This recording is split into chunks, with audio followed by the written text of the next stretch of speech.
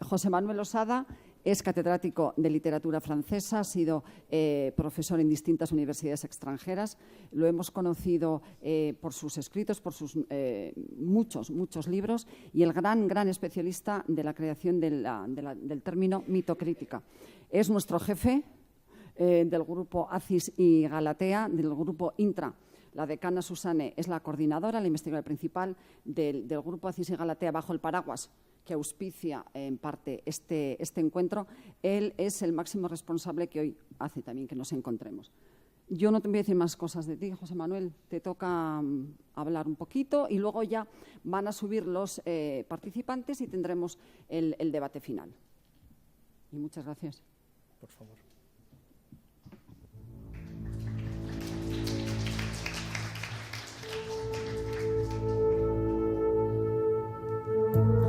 Muchas gracias, Pilar. No sé si es demasiado. Voy a bajar un poco el sonido. Muchísimas gracias. Es un placer estar aquí una vez más con gente tan querida. Muchísimas gracias a Pilar por esta presentación. Muchísimas gracias a Susan por todos estos años y en general a toda la universidad. Comillas. Hoy hemos hablado de la mitología de las aguas. Ha sido Aña Gallinal, lo ha hecho muy bien. Hemos hablado de los mitos de las aguas. Hemos hablado de la mitología pasada en estos últimos siglos, por ejemplo, a propósito de Lope de Vega. Hemos hablado de la mitología reciente, también a través del cine. Muchísimas gracias a Celia y a Miquel. Y en los 15 minutos en los que debo hablar, voy a comentar solamente algo sobre nuestro Madrid, que he intentado titular como profético o Madrid profética, por cuanto me parece que hemos entrado en lo que es principal a propósito del mito. Hemos visto una definición de Carlos García Gual en la que habla de un tiempo prestigioso y esencial. Bueno, yo normalmente preciso que estamos hablando de un tiempo absoluto. Los tiempos del mito son los tiempos absolutos. Y así el mito nos puede hablar de lo que pasó en un tiempo absoluto o de lo que pasará en un tiempo absoluto, es decir, sin ninguna relatividad, es decir, ajeno a nuestro tiempo actual. Son los tiempos de la cosmogonía, los tiempos de la escatología, hacia atrás de la cosmogonía, hacia adelante de la escatología. Cosmogonía y escatología son semejantes en las posibilidades de interacción o, como se dice últimamente, en las condiciones de posibilidad. Pero son desemejantes en las posibilidades de argumentación. Quiero decir, sabemos bastante mejor lo que nos ha precedido, podemos mirar más hacia atrás que hacia adelante.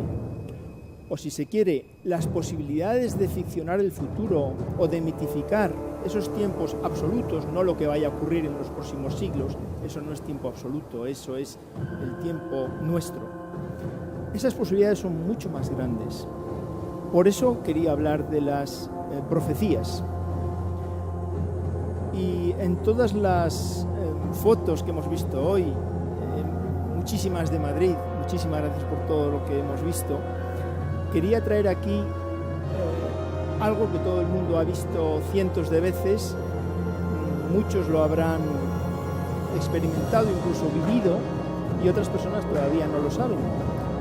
Bueno, para todos me refiero a la Plaza de Colón, y me van a permitir que vuelva un poco atrás para ver esas macroestructuras que aquí tenemos.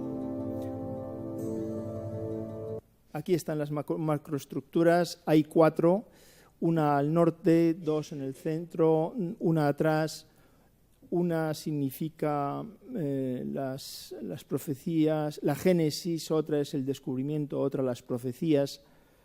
Bueno, la Génesis es todas aquellas personas que creyeron a Cristóbal Colón, todos aquellos que ayudaron. El descubrimiento, lo vemos inmediatamente, son esas personas que dieron el salto. Lo tenemos aquí y merece la pena verlo un poquito más pormenorizadamente. Aquí bajo el teatro, vamos, el centro de la villa, siempre el agua, y eso significa el agua que hay ahí. El agua, igual que la de los estanques, es el agua del océano Atlántico. Bueno, aquí se ve claramente, esto es, se ve claramente, evidentemente estamos en escultura y en una escultura no directa y correspondientemente figurativa, pero tiene un estandarte en su mano, el conquistador o el descubridor. Y aquí se ve claramente también los nombres de quienes fueron en la Pinta, en la Niña y en la Santa María. Todos los que participaron en aquella proeza. Y sin embargo, de estos macros o de estas macroestructuras hay una que no es profecía, que es la Génesis, ayudar. No estamos hablando del libro del Génesis, sino de cómo se generó el descubrimiento. Ahí no hay ningún mito. Creo que la mitocrítica lo que siempre tiene que hacer, vamos a recuperar donde estábamos antes, creo que la mitocrítica lo que siempre tiene que hacer es decir, ¿dónde está el mito en lo que estoy diciendo? ¿Y por qué eso es mito? ¿Y cómo nos influye a nosotros hoy? Hay otra macroestructura que tampoco es un mito, es el descubrimiento.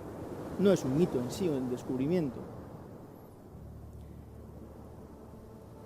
Sin embargo, hay otra interesantísima que se llama las profecías, y ahí sí que hay mito. Estamos hablando de un tiempo que ha de venir, que desconocemos, pero que algo trascendente a nuestra inmanencia, es decir, algo de otro mundo nos está anunciando, de una manera o de otra.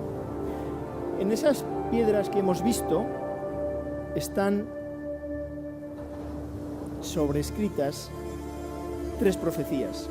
La primera de Séneca, la segunda de San Isidoro, la tercera del Chilam Balam.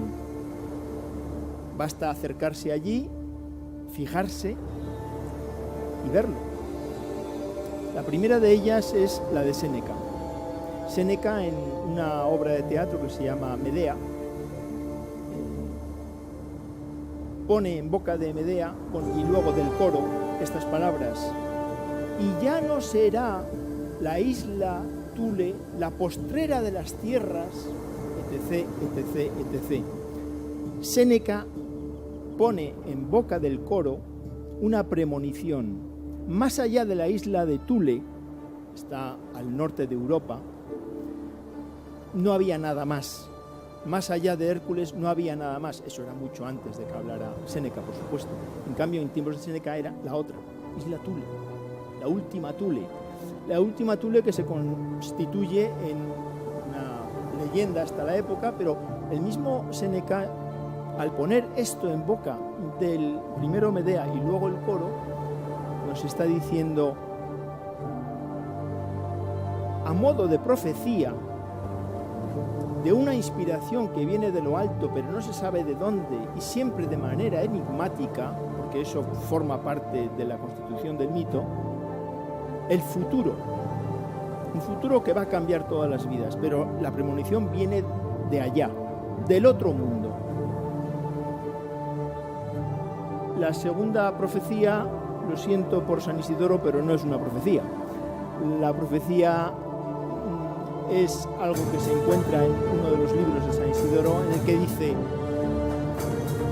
tiene que haber otro continente. Es una suputación. Voy a bajar un poquito, aunque no nos queda ya mucho tiempo, porque son 2 minutos y acabamos. Y en tercer lugar, sí que hay una profecía, es el Chilam Balam. En el siglo XVIII se recogen los textos de los mayas, también de los aztecas, en este caso los aztecas, en que hablaban en el siglo XV, antes de que llegaran las carabelas, de aquellos, y cito,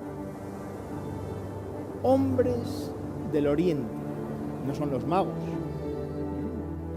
Dice: y vendrán hombres del oriente, recibid a vuestros huéspedes, hombres barbados que os traerán el anuncio de la deidad. Esto, que existía en el siglo XV, antes de que las primeras carabelas hubieran tocado tierra en la Española, por ejemplo, esto sí que es considerado una profecía. Es decir, los brujos, si se quiere, indios, habían anunciado esta llegada. Una llegada que iba a cambiar, por supuesto, su concepción del mundo y de la deidad. Bien, son las profecías que constituyen de por sí los macros de Colón, y volvemos, por lo tanto, a Madrid.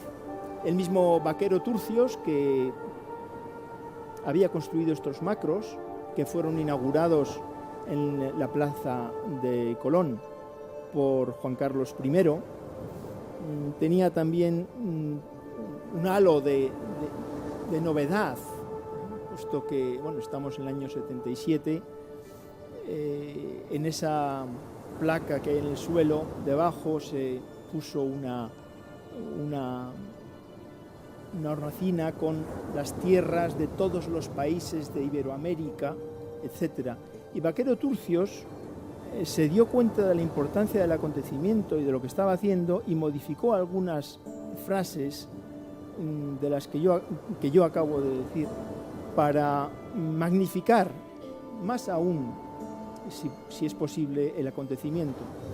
No voy a extenderme más, solamente decir que cuando pasamos por la calle Serrano, por Colón, todos los días estamos pasando ante unas profecías previas al descubrimiento de América, que nos están diciendo algo que va a condicionar muy positivamente la vida de España y particularmente de los madrileños por toda la época por venir.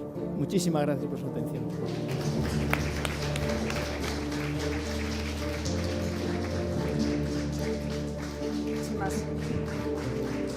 Muchísimas gracias, José Manuel. Palabras ilustradoras que esclarecen, además, no sé